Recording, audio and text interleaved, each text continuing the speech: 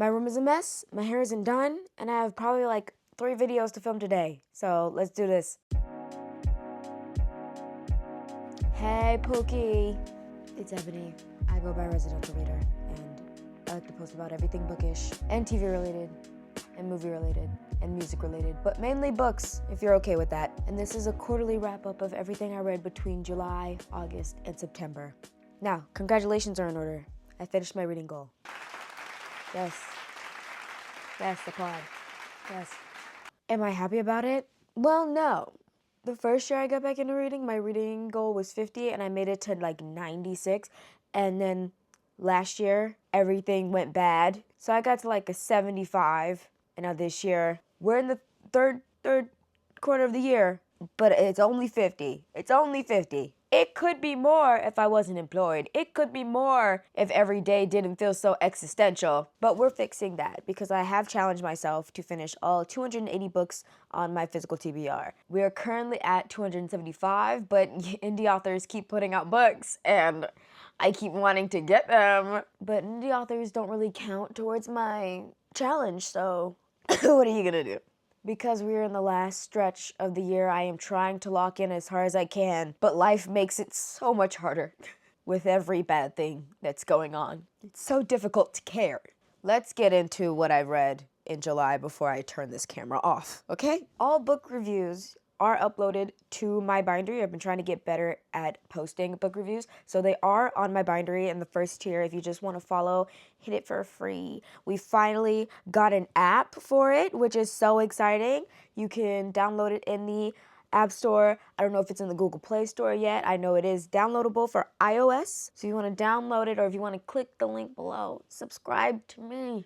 And then I have a link in like the first newsletter for October. You can go and download it in there. And then maybe one day, I don't know, we could, become a publishing and print together. I mean, I don't know. That's up to you though. That's up to you. We are currently at like 100 or so subscribers and y'all haven't left yet. Thanks, because your girl's been going through it. But to keep up with everything bookish and some book reviews, you type that in and then you just hit subscribe. Be free to follow. You just, right there. That's for you. That's from me to you. That's from me to you. Back to the books. In July, I read 9 books. In August, I read 3 books. And in September, I read 8 books, which gives us a total of 20. Starting with July, I read I Fed Her to the Beast and the Beast is Me. And again, I went into these books with little to no expectations other than that it was going to be creepy and messy. Given the cover, I think you can do great things contrast-wise between thriller and ballet. We have a black FMC that has put a lot of blood, sweat, and tears into her craft that is ballet. You know, people be racist and don't want to give credit where credit is due to the fact that she's black. You can see the prejudices in everywhere and everything, and if you don't think racism is rooted in everything, think again. So, to even the playing field, she makes a deal with the demon. But is that deal with the demon worth being on the same level as her white counterparts? For lack of a better term, she does become a monster. The power that she is given makes her do very unsavoring and manipulative things in order to get her way, just so she can be right at the same level as everybody else. And she's actively giving up pieces of herself in order to reach this goal. I'm gonna be honest, I finished reading it and I didn't know how to feel. I didn't know how to feel at all. I felt uneasy the entire time, I'll tell you that.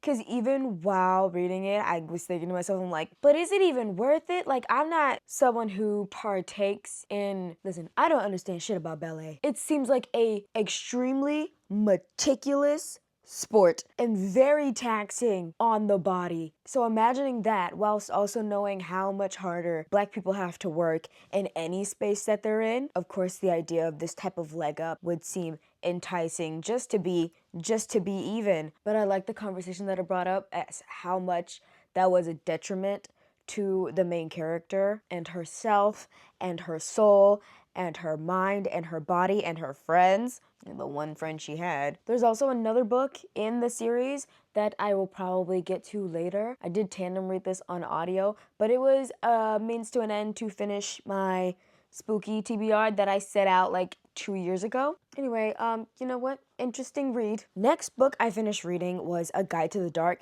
and if you had told me this book was like that episode of Teen Wolf, you know that episode when they go to the motel and it's haunted and shit, and everyone's getting these weird visions of trying to kill themselves, and then Scott and Styles almost do a suicide pact, that's what this book was, and I enjoyed myself. If you didn't like this book, I don't trust you. Okay, we have our main characters, Mira and Layla, who are trying to go on this college road trip, but their car breaks down right outside of this motel. So Mira and Layla stop on the side of the road at this hotel to wait for someone to come and start up their car again. But while Mira and Layla are in the room, Mira notices something very wrong with this room, and Layla doesn't know what the fuck she's talking about. Long story short, there's one room in this motel that seems to just keep killing people. There's no good explanation as to why, so while Mira and Layla are here, they spend time figuring out why this room keeps messing with Mira. Mira keeps seeing past traumatic events that have been plaguing her mind. One of those events being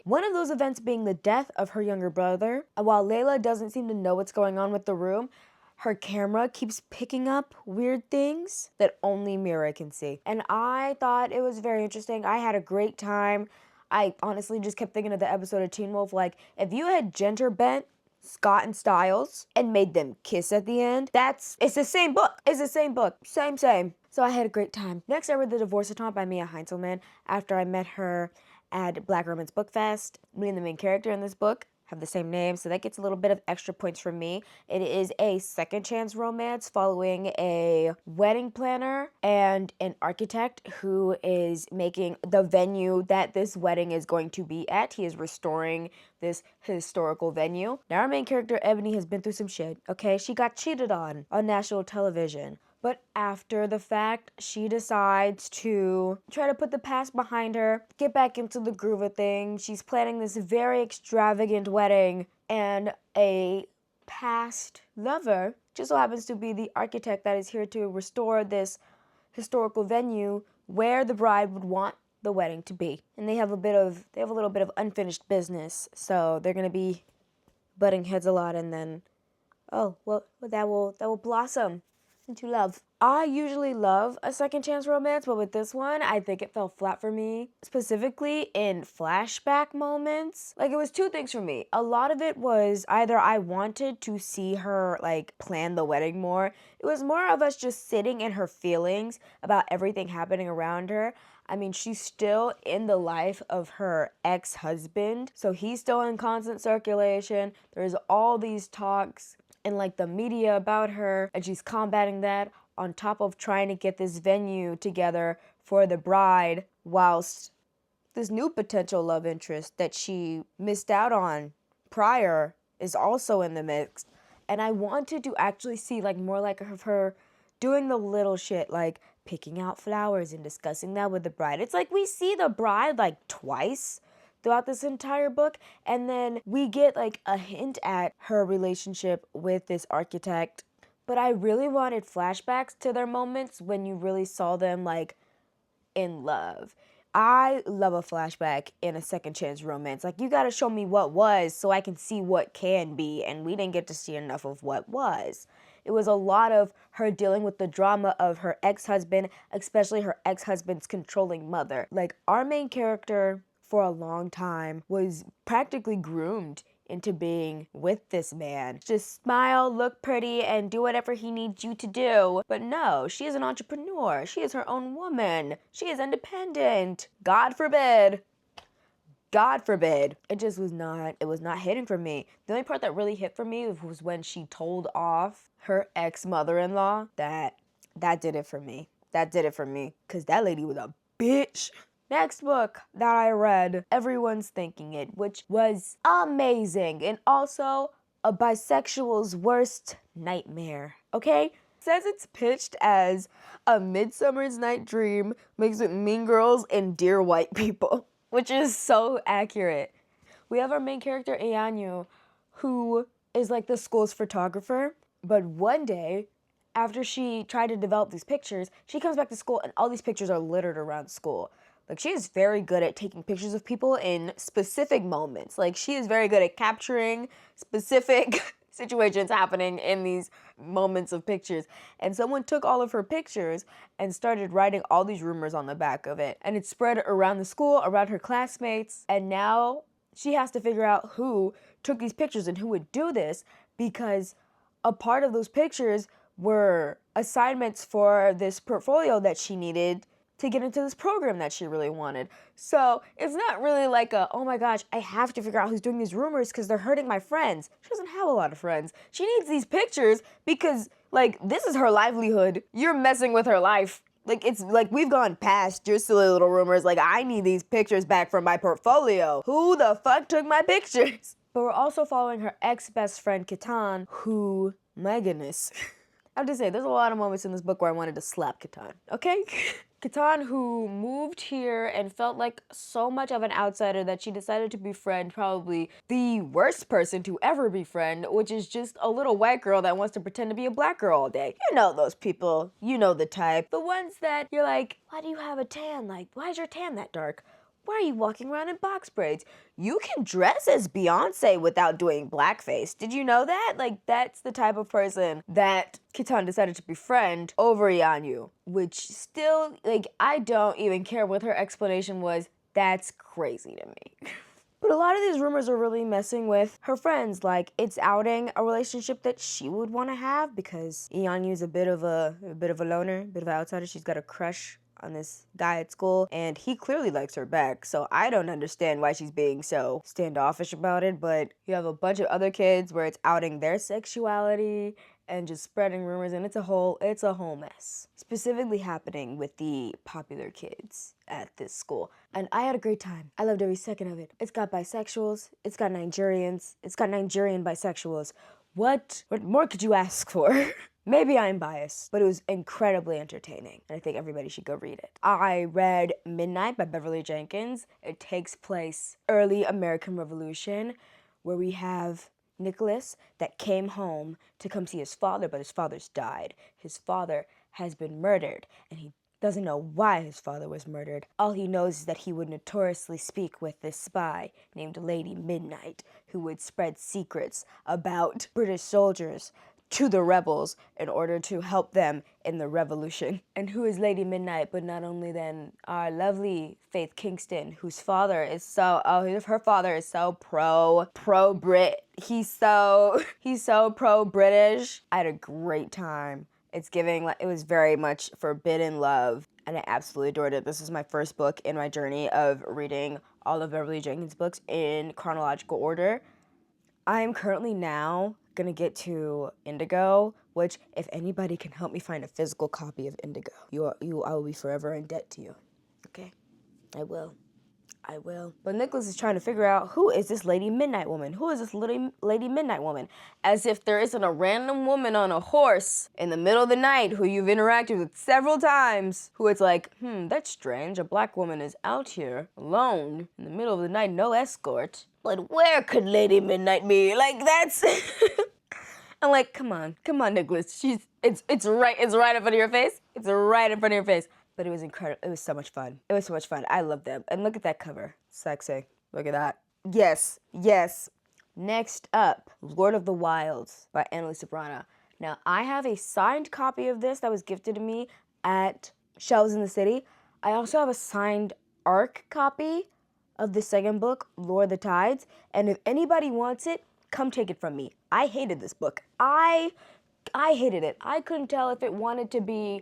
Do you want to be high fantasy or cozy? Do you want to be YA or adult? Because 90% of it reads like YA until we get to the sex scene. Why is there a sex scene? I am incredibly uncomfortable. Like, I do not like talking bad about black authors' books at all. But good God. Like, and I don't expect the first book they've ever released to be the best thing in the world. But my God, I just have one question. We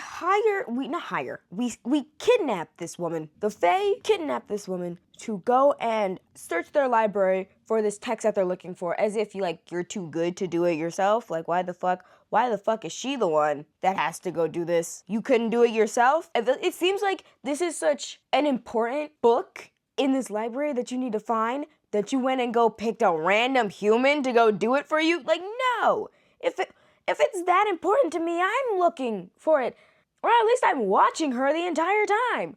Like, what? On top of the fact that the main character feels dumb to me. She feels dumb to me. Like, she's not, and it's not dumb in a way, like, you can write a sheltered character without them being stupid. And she felt stupid to me in, like, a little ways. Because, like most books, these things cannot live without a love triangle, right? And in this love triangle, you can clearly see who the bad guy is. Most of what he says does not make sense, Lore. Why are you so smitten by him? You, who spent a good first few chapters telling us how much, oh my gosh, how much the dark fate, how much they've treated you badly, how they mistreat humans, how they've mistreated your family. They took you away from them to lock you up in this library. And then one of them makes Google eyes at you and you're like, so you think I'm pretty? Like, if I want someone to go into my library and look for this like specific piece of text that I can't seem to find, I'm picking a scholar.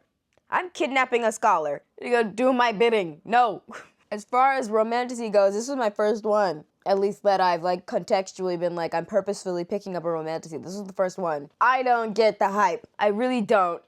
But if you enjoy it and you want a signed copy of both of these books, one of them being an arc, take it from me, please. Next, I read Unstoppable by Sean. I hated Unstoppable by Sean. Another character that I felt was stupid. We have our main character who was in a prior abusive relationship with her friend's fiance, and then he starts acting incredibly abusive towards her. So of course she breaks it off, but then he begins to stalk her. And I understand being in such a traumatic space that you don't know how to ask for help or you don't know where to look for help, but her dad decides, you know what? I'm putting matters into my own hand because I need you to have a bodyguard. And she's like, what? Daddy, no. And he's like, I don't care. So he hires a bodyguard. And this bodyguard just so happens to be someone that she hooked up with probably the night before. So it's kind of like well, that was a good lay, but now I need to get in this professional headspace and protect you from this other person. And she's so adamant as to not having a bodyguard. And there's one moment in the book that really angered me. She proceeds to research this man, finds out that he used to be a professional football player, and then finds out why he's no longer a professional football player, which then causes her to think about her own safety for once against her bodyguard, and then proceeds to go into the room that he's sleeping, pick up his gun, and point it at him. Now, has she ever shot a gun before? Fuck no! No, she hasn't shot a gun before. She doesn't even know how to hold that shit. I don't even think she knows how to turn the safety off. I have guns in my house. Not my guns, but I have guns in my house. Do you think the first thing I'm doing is going to go find my father's gun that I don't know how to shoot? No. I'll get a blunt object before I ever do that. Like, that was the moment where I was like, okay, I've checked out. This character's pissing me off. Like, she's so adamant about not having a bodyguard, and then you do dumb shit like that. I did, like, halfway finish it. I did finish it, but I was, like, so checked out of it by that point that I was, like, just mad. Just irritated and mad. I'm like, call your father and tell him, hey, this man scares me. Give me a different one, Dad. No. Yeah, that was enough to take me out. Hated that. Next, I read There's No Way I Die First by Lisa Springer. I hated There's No Way I Died First by Lisa Springer. Come here. You want to write a horror book about rich kids? You want to write a thriller about rich kids dying?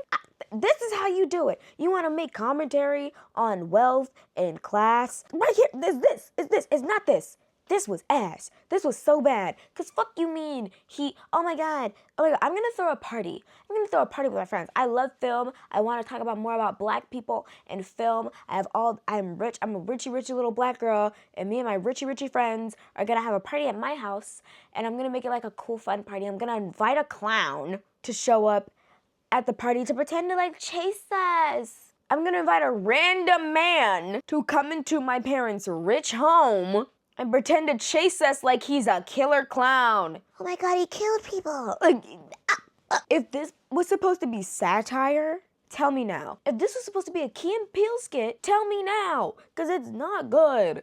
Our main character is named Noelle. She leads like this successful movie club where she talks about black horror and thriller and films and shit. And she's like a very prominent figure in the horror community, especially for black folks. She has a bunch of influencer friends that also go to her school, and she invites them all to this party, and it's going to be this huge thing for her brand. And so she invites her friends. And when I was listening to this at work in the audiobook, and I was trying to work, but I could not take it seriously when the other classmates started coming in with their stupid ass Halloween costume. They like walk in and like some like red like bloody-ish tea and then be like, I'm the patriarchy. Bitch. Bitch. And of course, dumbass teen does dumbass teen thing and invites a random strange man to dress up like a clown and pretend to kill her friends. Turns out he's some left-wing extremist. They came there to kill all these rich kids because probably they benefit from their parents' like horrible actions because they're all a part of like the 1%. Like, I don't know. When I hear people like make commentary on how Beyonce is still a billionaire. She's Beyonce, but she's still a billionaire, and only billionaires can exploit people. I've never heard them say, let's go for Blue Ivy. Never. I've never heard anybody say, fuck the Kardashians, let's get North first. Never heard that in my life. It wasn't funny to me. It was so irritating. I love looking at Storygraph while I do these and see how other people relate to this because, what do you mean you gave it a 4? What do you mean you gave it a 4? This book is a -0 to me. Like, it was so bad. Anyway, he pooped in my Birkin bag. Bitch, don't piss me off. Don't piss me off. Next book I read was a memoir about the show America's Next Top Model. I watched a lot of America's Next Top Model as a kid. Well, I watched up until the point where they had the model that was deaf. I forgot his name. What was his name? I think his name started with an N. I don't remember. But I remember he had piercing blue eyes. And he was deaf. And he signed the entire time. And that's all I remember about him. But I remember he won. That season. And so we have a memoir of one of the models that was on America's Next Top Model and her experience being on America's Next Top Model in one of the earlier seasons. She was classified as a plus-size model at the time. There was like a level of tea that I wanted her to give that she did not give, even though the show is incredibly toxic. It was really a lot of conversation about how reality TV is actually filmed or what happened behind the scenes that isn't shown on camera, but it wasn't in a way that it felt so abusive to the castmates, at least in her season, at least from her experiences. I honestly thought it would be a nightmare, but at least from a contestant perspective with all the other girls, it seems like everybody's kind of like chilling. Everyone's kind of chilling, everyone's kind of friends. Sure, there can be some seasons that feel more cliquey than others, but at least for this season, it didn't really feel that way. There's nothing really I can take away from this other than Tyra Banks will pay for her crimes. But that was everything I read in July, and I think I thoroughly liked 3 to 4 books from that month. In August, I read Tender Beast by Lizelle Sambury, Delicious Monsters by Lizelle Sambury, and Catabasis, or Catabasis. I'm going to say Catabasis by R.F. Kuang. Catabasis is such a phenomenon. You know, like there's truly such like huge discourse around this book for some fucking reason, and I don't understand why. I really don't. Maybe I'm missing something. When I started reading Catabasis, I felt like it was a good mixture of The Magicians and Chalk Zone. That was the main thing I got out of it. I spent a good 500 pages just yelling at the main character. We have our main character, Alice, that ventures into hell to get back her professor, and her academic rival, Peter, joins her because, duh, he's not letting you go down there by himself. Girl, I wonder why. The problem is, they don't know how hell works. They try to study it, they try to read it, they study different books about it, they've heard everything, and they don't know how hell works. They don't know how to get out. They don't know what they're doing. It's quite literally, they go blind into hell to save this professor that they only need for like a recommendation letter. Like they don't even really like that nigga for real. They do not like that man. The second that came out in the description, I was like, oh, so we don't really give a shit. And by halfway through reading this book, I was like, this doesn't feel worth it. It doesn't feel worth it at all. But she thinks it's worth it. She thinks, no, there's gotta be a reason for how I've been treated. There's got to be a reason for it. There's got to be... Our main character, Alice, she's not doing well, okay? Now, I related to the magicians because our main characters want to be the best magicians ever, just like the characters in the TV show, The Magicians. They go to a school for magicians, which in their world is a secret school. And in that show, the main character is also named Alice.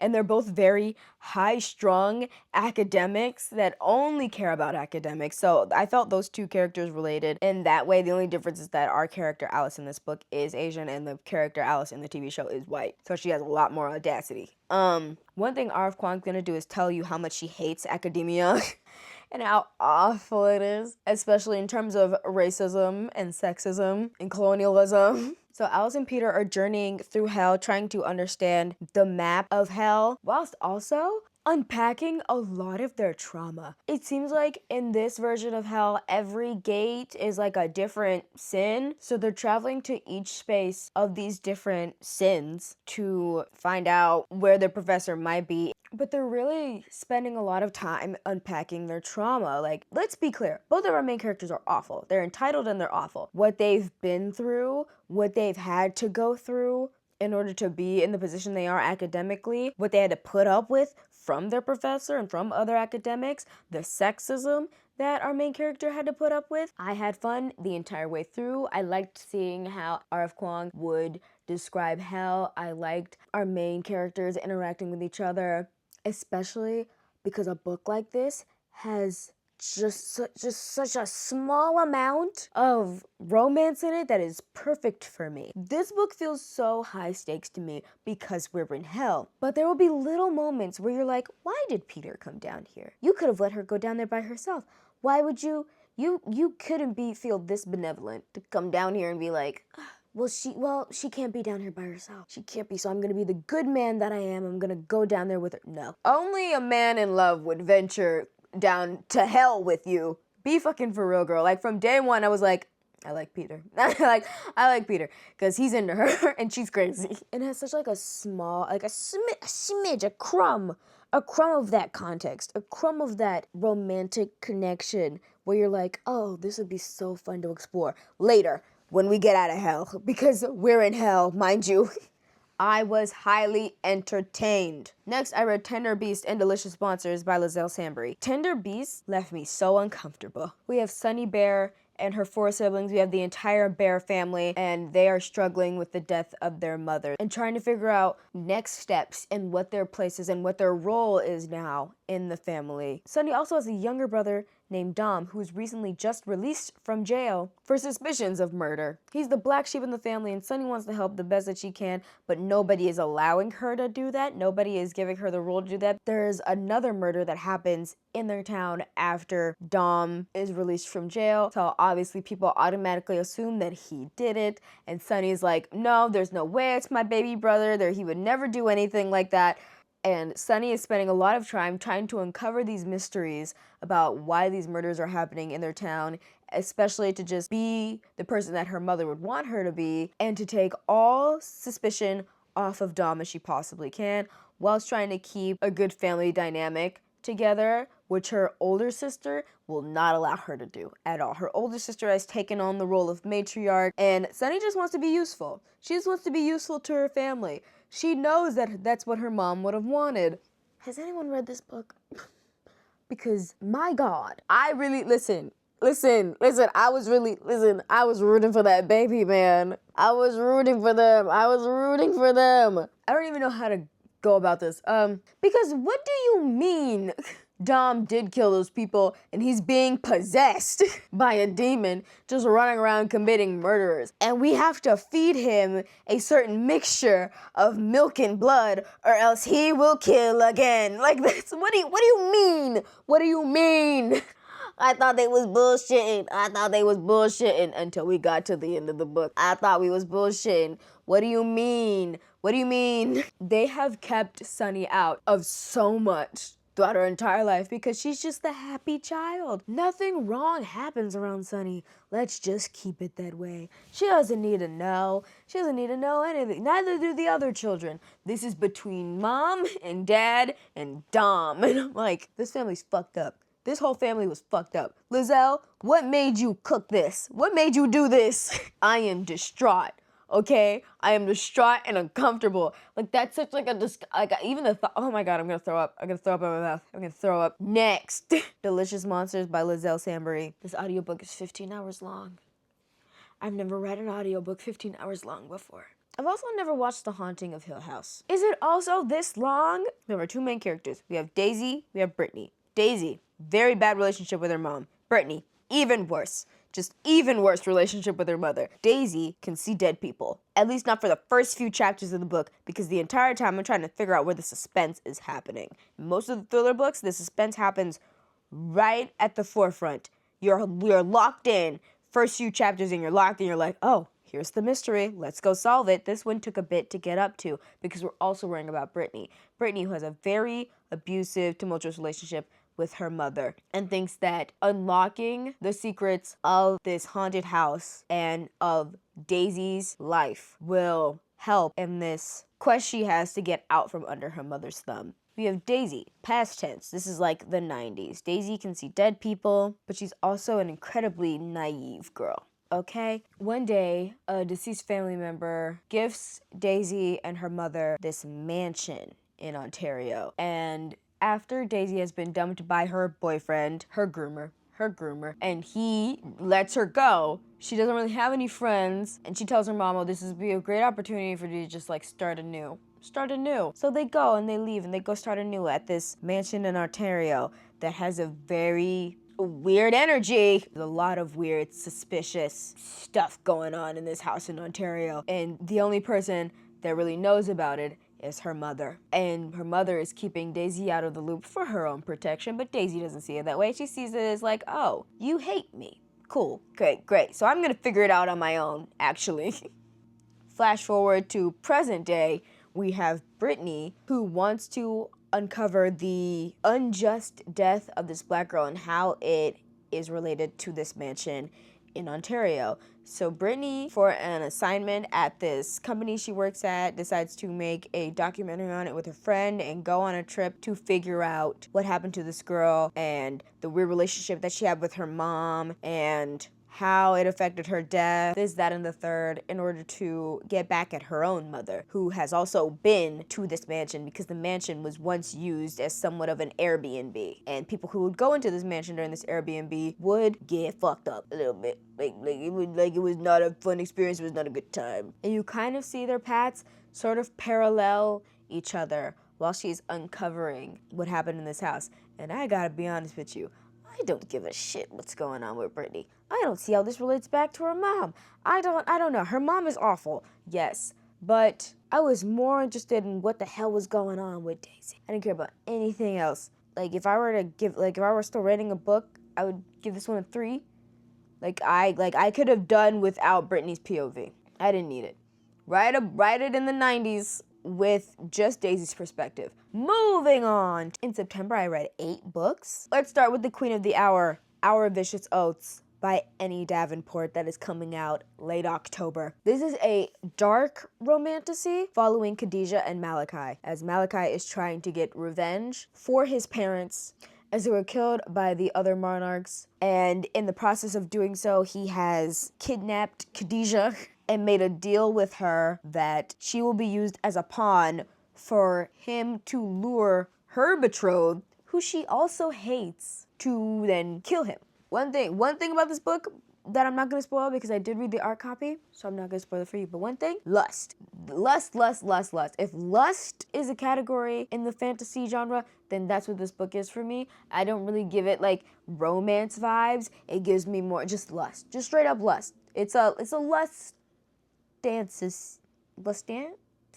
It's a lustasy. It's not a romantasy. It's a lustasy. Honestly, the plot reminds me a lot of my favorite book series by Wendy Heist, The Oran Chronicles. And that's what I wanted for the main character in Our Vicious Oath. Like, I wanted her to have the upper hand the entire time. It didn't really feel like it. It really did feel like she was just along for the ride. Like, I guess, girl. But I did think this book was like a very like lust heavy, and I didn't hate that.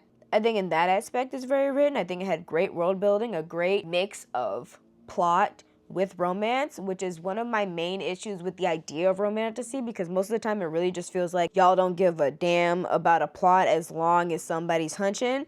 This one actually had a plot in it. So if I was rating books, I give it a 3 to a 4, because the names are so cool. I mean, her name's Princess Khadijah. She's a warrior, and King Malachi wears a grill. Yeah. That's black as hell. But if any of that sounds interesting to you, then you should go pick it up late October, because Khadijah can also like summon like an army of dragons. Like she's kind of like Khaleesi. Next, I read The Black Queen by Jamada Emil. I've had this book sitting on my shelf for so long, and I remember there's a video that I posted on my TikTok where I was promoting Finding Jupiter, and this book just so happened to be in the vicinity. Like I wasn't even talking about it, but someone decided to comment on that video saying, "Man, I hated The Black Queen." Now, sir, madam, person, that wasn't even the topic of discussion. Why are we? Stop it.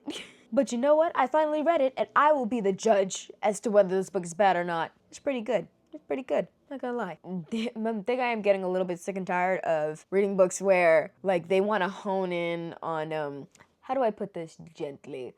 A lot of YA wants to teach you a lesson. They want to teach you something. When it's a YA with a diverse main character, they're going to teach you about racism, sexism, like any form of bigotry. They're going to teach you. So there are moments in this book where I felt get a little bit preachy as a black person, and I'm like, yeah, I get it. Yes, discrimination bad. Welcome to America. We understand. Let's move on, you know? We have our girl, Nova, who on the cover has these bright blue eyes. She's a beautiful black girl with these piercing blue eyes. And she's a shoo-in for homecoming queen. And oh, the white people in town, oh, they hate it. They can't stand it. Our first ever black homecoming queen, that's so important here in this town I've never heard of. Like, guys, come on. But the white people are having a fit. And then, all of a sudden, Nova ends up dead. And the next person in line to be shoo-in for homecoming queen was Tinsley. And so automatically, everyone's like, that little racist white girl killed that girl. Tinsley's like, the fuck?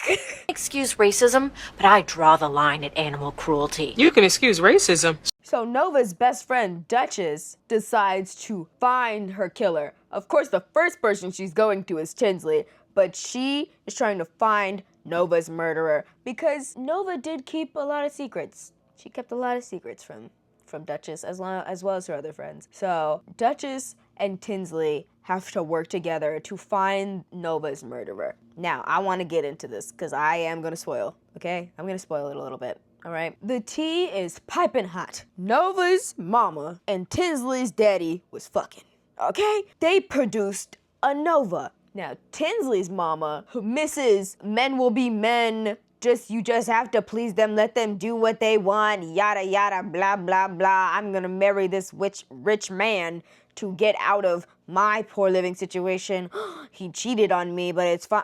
He cheated on me with a black woman. The audacity. Proceeds to murder Nova. This was her last fucking straw. She told that man, don't talk to that child, don't talk to that woman, don't be anywhere near those people. And that man didn't listen. He said, I want to spend time with my child. No, I will not abandon her. So, I will be her sponsor for homecoming queen. And the wife said, absolutely fucking not. And it's not even that. It's the fact that you knew you did that shit. And then you knew your daughter was being accused of her murder. And you didn't give a damn. You didn't care. Like that tea was when I knew, I was like, okay, I knew it had to be someone in this racist white family. I don't understand who yet, but I will find out who. And then I never clocked how important it was that the main character had blue eyes. I feel stupid because I didn't. Nope. So when I finally pieced together like how she did it before the ending, I was like, oh, and that's trifling as fuck. That's crazy. Why would you do that shit for? I didn't hate it. I was very entertained. I wasn't tripping when I found out who done it. I was like, now why would you go do that shit? And I can understand not liking this book when you're in the perspective of Tinsley, because it's like there's a lot of stuff that you need to unlearn, and there's a lot of things that you were told, and your family kind of sucks, and it's kind of like, I don't want to read in her perspective at all. Like, can we go back to Duchess? Can we go back to Duchess's POV? But you know what? I don't think it was that bad. I think it was entertaining. I think it was fun. Of the last books that I read in my like thriller, mystery, horror, TBR, was Suddenly a Murder by Lauren Munoz. Y'all, what the fuck was this? Literally 8 hours of me screaming, what the fuck is the knife for? Why does she have a knife? Someone brought a knife to the party. And why did she do that? Why? We have our main character, Izzy, and her best friend, Cassidy. And Cassidy rents out this glamorous manor of a mansion to host a 1920s party. And then someone decides to murder Cassidy's boyfriend. What's his name? Chris? I don't remember that poor baby's name. Now, is Chris a good person? No. He cheated on his girlfriends frequently. So we have a house of all these half-baked friends doing a 1920s party that majority of them don't even want to dress up for. And now this boy is dead. So after he's murdered and people call the police, we have two shitty detectives walking around this house doing a very poor job at investigating who murdered this boy. And it's like the conversations that they're having, I'm like, there is nothing professional about whatever is going on in here at all. Like, this looks like a very bad episode of CSI. Like a very shitty episode of Criminal Minds. Most of the book is giving everybody these like flashbacks of their relationships with each other along with the victim, and half of the time I'm sitting there going, why does this matter? Who gives a shit? Like, what? How is this important to the plot in any way? It was truly exhausting to read. And then the other half of the time, I'm like, why the fuck does she have a knife? Why does she go into his room with a knife? Because the main character, Izzy, has the knife. She wants to use the knife on this boy, because now he has stab wounds, and no one knows who did it, and you just have a knife? What are we talking about? Why do you have a knife? And I'm gonna spoil this one as well, so if you don't want to hear it, skip. Our victim is a victim in multiple ways, okay? Sure, he was like a shitty boyfriend. He cheated on his girlfriend, okay? Yeah, he cheated on his girlfriend with another girl that is at this party right now, okay?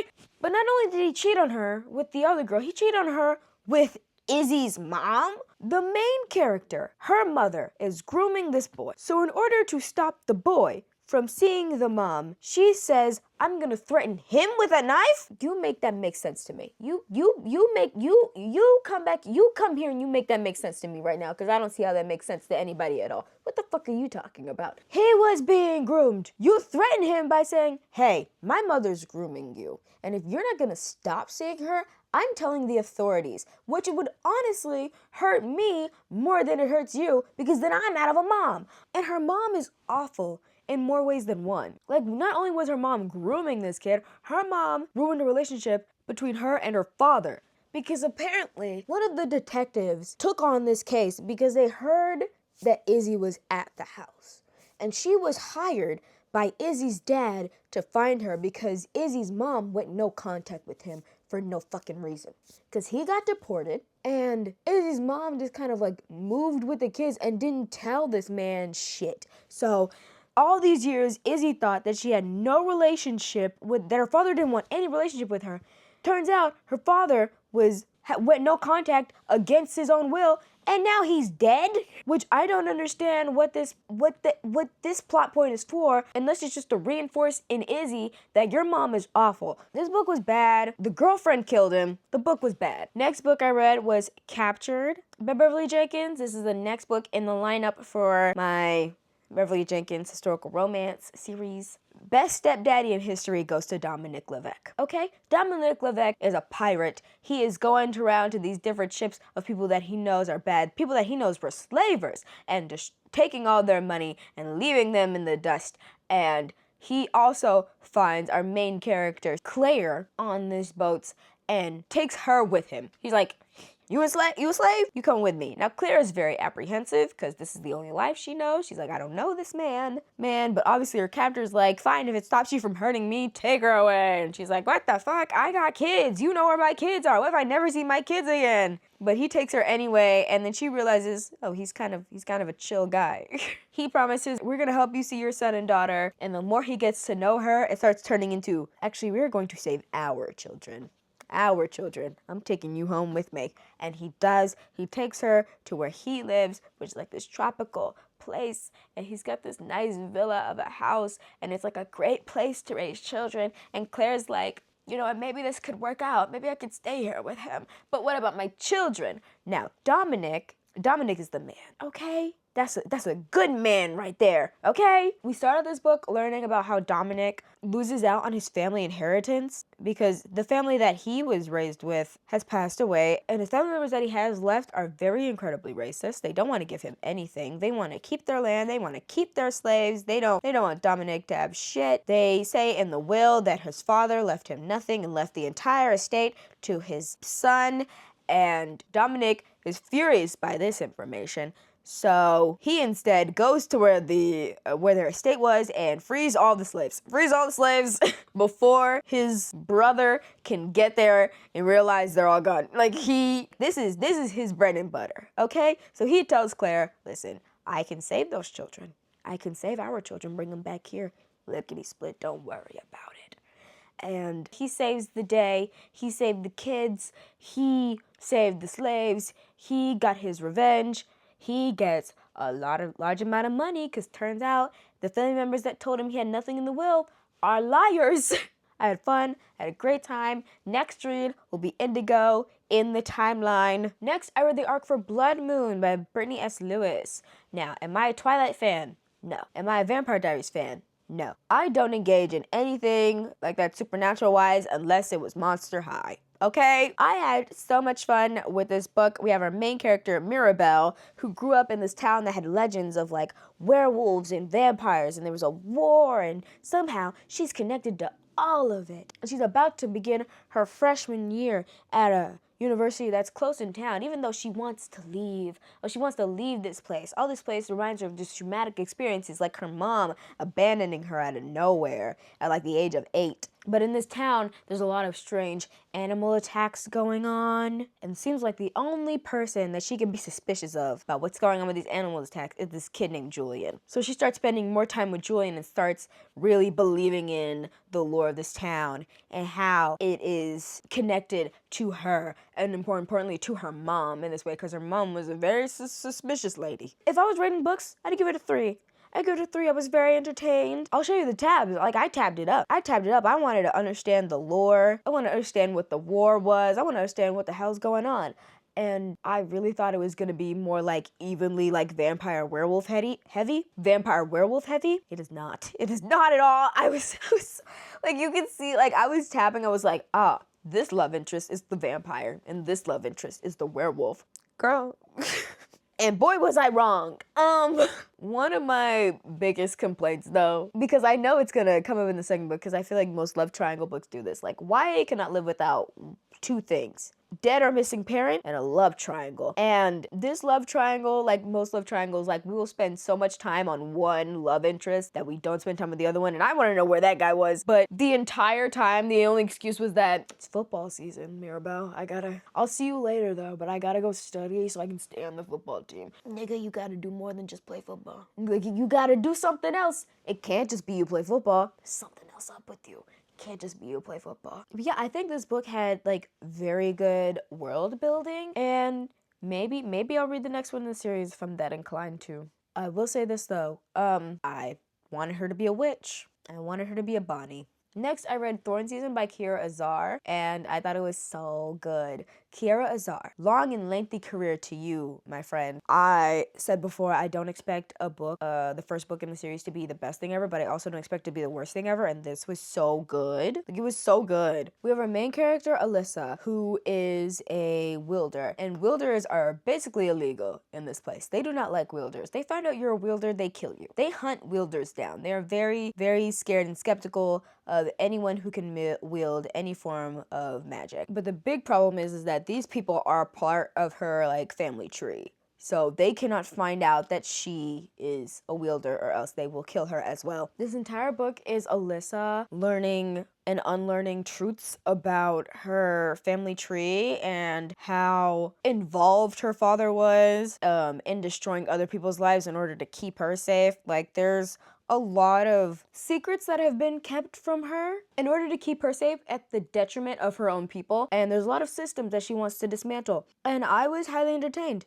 I had a great time. I wish I tabbed it. I honestly do. I might do a reread to tab it. Okay. I also read 2 books off of my physical TBR by F.T. Lukens. We have Otherworldly and Love at Second Sight. Otherworldly follows a 17-year-old Ellery who has been living in a world where there is a 5-year winter happening. Ellery's family still is incredibly religious to these gods that they worship, and despite these gods never answering any of their prayers, nothing's working out for them. Like, Ellery's family owns a farm, and they can't do anything on this farm during wintertime. So Ellery finds their own way of escape by leaving this town to go get a job to help support their family. They spend time living with their cousin out in the city, and then feel so much responsibility to take care of their family that are still heavily believing in this god that is doing nothing to help their family, at least in Ellery's eyes. And there has been this 5-year winter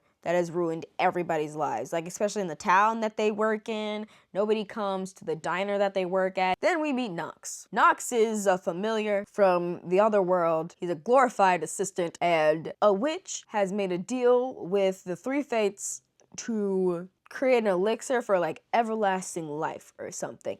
So the 3 fates were like, oh, we allow it, and give Knox to this witch. And Knox is kind of just like, okay. Knox doesn't know what the fuck's going on. Knox is great. Knox has no idea what's going on majority of the time. But he's having a great time, okay? He's like, he just sits on the couch, watch TV, and does her bidding, and just gets her lunch. And that's what he's been doing for the past 5 years. And once she's finally figured out how to make this elixir, that's when the fates show back up and they're like, hey, actually, you were making that for us, so give it here. You got what you wanted, and now you die. And Knox is like, what's up? What the fuck? What the fuck happened? So Knox has spent 5 years in the real world, and this isn't new for Knox. Knox does this a lot.